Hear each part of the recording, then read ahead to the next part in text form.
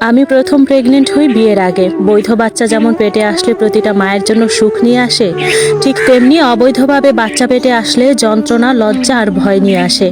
সেই সময়টা আমার মাথা কাজ করছিল না, কিভাবে কি করব কিছুই বুঝতে পারছিলাম না। যখন ইন্টার ফার্স্ট ইয়ারে ভর্তি হই তখনই প্রেমটা হয়েছিল।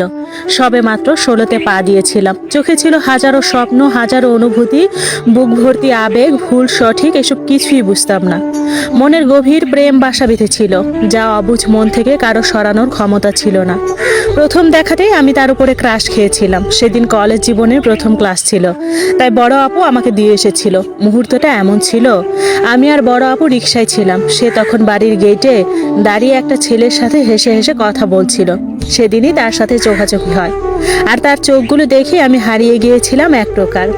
একটা ছেলের চোখের চাহনি এত মায়াবী হতে পারে, সেটা তাকে না দেখলে বুঝতামই না। এক পলক দেখেই লজ্জায় লাল হয়ে গিয়েছিলাম। এরপর থেকে প্রতিদিনই তার সাথে দেখা হতো। সকালে একবার কলেজ যাওয়ার সময়, আর বিকেলে একবার। কলেজের পাশেই ছিল তার বাসা এবং তার ব্যবসাও সেদিকেই ছিল। ছুটির পরে বিকেলে তাকে দেখতাম, চায়ের দোকানে বসে সে আড্ডা দিত। সেও যে আমাকে দেখতো সেটা আমাদের বন্ধু বান্ধবীরাও বুঝতে পারত। এভাবে 1 মাস অতিক্রান্ত হওয়ার পরে সে নিজে থেকেই আমার সাথে এসে পরিচিত হয়।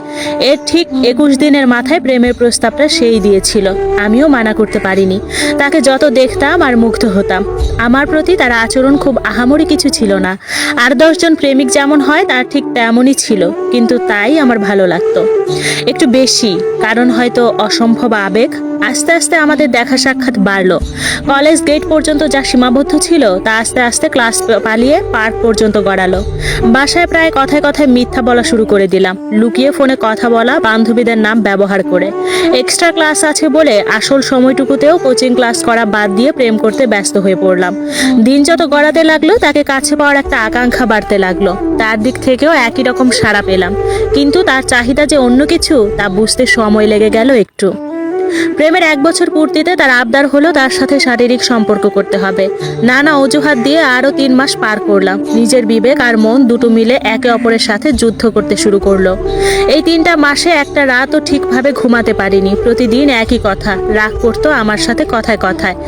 কেমন যেন চিড়চিড়া স্বভাবের হয়ে গিয়েছিল। তার থেকে কষ্ট আমি নিতে পারছিলাম না, কারণ আমি তার থেকে ভালোবাসা পাওয়ায় অভ্যস্ত হয়ে গিয়েছিলাম। তার অবহেলা, রাগ আমি নিতেই পারছিলাম না। আমার ভালোবাসাটাও তার কাছে মিথ্যে হতে শুরু করে দিল। কত শত চেষ্টা করতাম তাকে বোঝানোর, কিন্তু সে বুঝতেই চাইতো না। যদি তার সাথে সেসব করি তাহলে সে হয়তো থাকবে, না করলে আমাকে রেখে চলে যাবে, বুঝতে পারছিলাম। আর বিয়ের আগে শারীরিক সম্পর্ক করা কতটা খারাপ তাও জানতাম। এখন যে কোনো একটা পথ বেছে নেওয়া লাগবে আমার। সেদিন রাতে সে যখন বলল আজ শেষবারের মতো সে কথা বলছে, তখন তার এভাবে আবদার করাতে আর নিজেকে ধরে রাখতে পারিনি। মনের মধ্যে অনেক জড়তা, ভয়, ভীতি, তাকে নিজের সাথে রাখার অদম্য ইচ্ছা সব নিয়ে তার কাছে ছুটে গেলাম।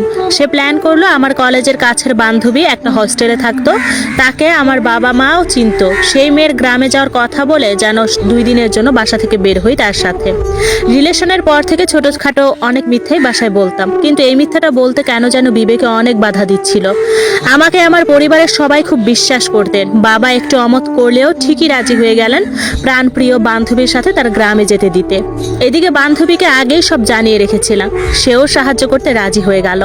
আমরা চট্টগ্রামের বহদ্দার হাটের বাসিন্দা। সে আমাকে নিয়ে ঢাকা আসলো। এই প্রথম বাবা মার থেকে এত দূরে কোথাও এসেছি। পাশে সে আছে, একটা ভরসা আছে। তারপরে একটা ভীতি কাজ করছে, কারণ আমি যেই কাজের জন্য এখানে এসেছি তা নেহাত খারাপ কাজ। তবুও তার মুখের হাসিটা দেখলে সব ভুলে যায়। শুধুমাত্র একটা কবুল বলা ছাড়া আর তো কিছু বাদ পড়েনি আমাদের সম্পর্কে। ভালো সে যে আমাকে অনেক বাসে তাও বুঝতে পারি আমার প্রতি তার যত্নে। পুরো 1 বছর ধরে আমাকে যেভাবে আগলে রেখেছে এই ছেলেটা, তার ভালোবাসা আলাদা করে প্রমাণ করা লাগবে না আমার চোখে অন্তত পক্ষে। সেদিন আমরা ঢাকা এসে ওর এক বন্ধুর বাসায় উঠলাম। বাসায় কেউই ছিল না যদিও। আমরা সারাদিন ঘোরাঘুরি করলাম। তার হাতে হাত রেখে হাঁটতে একটা শান্তি লাগছিল। বুঝতে বাকি রইল না এই হাত আমি ছেড়ে দিয়ে থাকতে পারবো না। রাতে বাইরে থেকেই খেয়ে আসলাম আমরা। এসে ফ্রেশ হয়ে নিলাম। আমি আর ও পাশাপাশি বসে আছি। কেমন যেন একটা লজ্জা কাজ করছে। আর ভাবছি আজ প্রথম ও আর আমি একসাথে থাকবো। মনে হচ্ছিল এখন আমরা বিয়ে করে নিলেই তো পারতাম। ওর হাত ধরে বললাম, চলো না আমরা বিয়ে করে নিই। করব, আর কিছুদিন পরে তুমি ইন্টারটা শেষ করো, আমার ব্যবসাটা একটু ভালো হলেই তোমার বাসায় প্রস্তাব পাঠাবো। তোমার বড় আপু এখনো পড়াশোনা করছে, আমার মনে হয় না তোমাকে তার আগে বিয়ে দিবে, না হলে আমি এখনই তাই করতাম। ওর কথার যুক্তি বুঝতে পেরেছিলাম, সত্যিই তো বিয়ে দিবেন আমাকে এত আগে। মা বাবাকে বলতে গেলে হয়তো তার থেকে আমাকে দূরে সরিয়ে দিবে। রাতের গভীরতা বাড়ছিল, সেই সাথে তার আদরে ডুবে যাচ্ছিলাম। বিবাহ ছাড়া বাসর হচ্ছিল আমাদের, বৈধতা ছিল না, তবুও তার প্রতিটি স্পর্শ আমাকে মাতাল করে দিচ্ছিল সে রাতে। হয়তো ভালোবাসা এত ছিল বলেই নিজেকে বিলিয়ে দিতে গিয়ে আর দ্বিতীয়বার ভাবতে হয়নি আমার। পরদিন সকালে যখন চোখ খুলে তখন আমি তার বুকে মুখ গুজে শুয়েছিলাম। এত শান্তি লাগছিল এই বুকে, তাকিয়ে দেখি সে আমার আগেই উঠে গেছে। আমার দিকে তাকিয়ে জিজ্ঞেস করলো, ঠিকমতো ঘুম হয়েছে ম্যাডামের? আমি লজ্জায় তার দিকে তাকাতেই পারছিলাম না। সকালে আমার প্রতি যেন তার ভালোবাসা আরো কয়েক গুণ বেড়ে গেছে। সে আমাকে একটা মেডিসিন দিল খেতে, আমিও খেয়ে নিলাম। কিছুক্ষণ পরে আমার কপালে একটা ছোট্ট চুমু দিয়ে বলেছিল, আজ আমাদের ভালোবাসা পূর্ণ হয়ে গেছে, অনেক ভালোবাসি তোমাকে, আজীবন পাশে থাকবে? থাকবো সব সময়। সেদিন আমরা সারাদিন ঘুরে ফিরে বাড়ি চলে আসলাম। তারপর থেকে আবার প্রতিদিনের জীবন শুরু হয়ে গেল।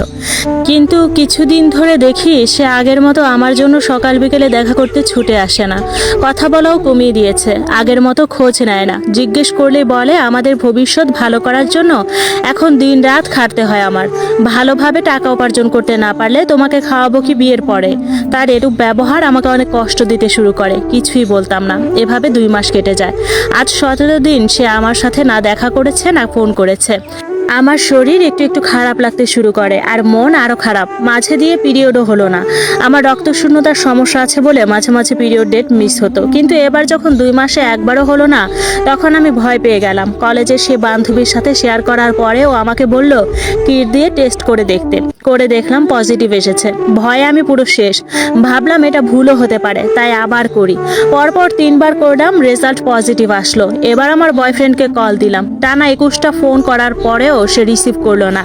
তাই বাধ্য হয়ে তাকে মেসেজ পাঠালাম, আমি প্রেগনেন্ট, তুমি কি ফোনটাও রিসিভ করবে না? 10 মিনিট পরে আবার কল দিলাম, দেখি এবার তার মোবাইল বন্ধ। মনে হতে শুরু করলো সে কি আমাকে আর চায় না, সেও কি অন্য ছেলেদের মতো? আমি কি তার শুধু শারীরিক চাহিদা মেটানোর জন্য একটা পুতুল ছিলাম? আমার প্রতি কি তার কোনো মায়া কাজ করে না? সে কি আমাকে আর ভালোবাসে না, নাকি ভালোবাসা কোনো দিনই ছিল না? আমার যে অনেক ভয় লাগছে আর কষ্ট হচ্ছে। আমার সামনে কি কোনো পথ আছে যা ধরে আমি এই ঝামেলা থেকে রক্ষা পেতে পারি, নাকি নেই? আমার কি উচিত হবে? আত্মহত্যা করা? আমার জন্য এইটাই উচিত হবে, না হলে যে মা বাবা আপু আমার জন্য কেউ মুখ দেখাতে পারবে না সমাজে। আমি এখন চোখে মুখে অন্ধকার দেখছি। হঠাৎ মনে পড়লো আমার এই ব্যাপারটা জানাজানি হবে কিছুদিন পরেই। তখন মা বাবাকে কিভাবে মুখ দেখাবো? আমার কারণে তারা সমাজে কিভাবে টিকে থাকবে? আপুর কি হবে? এলাকার লোকজন আমাদের কি বলবে? এই বাচ্চাটা এখন কেন পেটে আসলো? তাকে তো আমি চাই না। এজন্য একটা গলার কাটা হয়ে গেছে। তার প্রতি আমার কোনো অনুভূতি কাজ করছে না একদম। মা হলে নাকি মায়া লাগে। আমার যে অসহ্য লাগছে, পারছি না একে আমি মেনে নিতে। এসব ভাবতে ভাবতেই আমি মাথা ঘুরে পড়ে যাই। অনেক কষ্টে বিছানায় গিয়ে গা এলিয়ে ঘুমিয়ে পড়ি কান্না করতে করতে। রাত 11টার দিকে সে আমাকে ফোনে একটা মেসেজ পাঠায়, কাল সকালে কলেজের সামনে এসে দেখা করবে। মনের এত বড় বোঝ আর বইতে পারছি না। তার মেসেজ পেয়ে অনেক ভালো লাগলো। সাথে সাথে তাকে কল ব্যাক করলাম, সে ফোনটা বন্ধ করে দিল। ফোনটা বুকে জড়িয়ে ধরে আকাশপানে তাকিয়ে ভাবছি, আমি কি ভুল মানুষকে ভালোবাসলাম? সে কি আমার জীবনটা শেষ করে দিবে? আমার ভুলের জন্য কি আমার জীবন দিয়ে দিতেই হবে? এই সমস্যা থেকে কি আমি মুক্তি পাবো না? আমার এই ভুলের খেসারতকে আমার মরেই দিতে হবে, নাকি অন্যভাবে? কি করব আমি? সারা রাত কোনো মতে পার হলো। সকাল সকাল কলেজ টাইম না হতেই আমি চলে গেলাম। গিয়ে দেখি সে আসেনি। এভাবে 1 ঘন্টা, 2 ঘন্টা, 3 ঘন্টা পার হয়ে গেল। কলের উপরে কল দিচ্ছি তাকে, কিন্তু সে ধরছে না। প্রায় সকাল শেষ হয়ে আসতে চললো, কিন্তু তার আসার নাম নেই। এবার আমি রাস্তার ধারে বড় বটগাছটার সাথে দাঁড়িয়েই শব্দবিহীন কান্না করতে শুরু করলাম। মাথাটা খুব বেশি পরিমাণে ঘোরাতে শুরু করেছে। পেছন থেকে কে যেন এসে আমার কাঁধে হাত রেখেছে, কিন্তু ঘুরে দেখার আগেই আমি অচেতন হয়ে পড়ি। যখন জ্ঞান ফিরে তখন নিজেকে হাসপাতালের বিছানায় আবিষ্কার করি।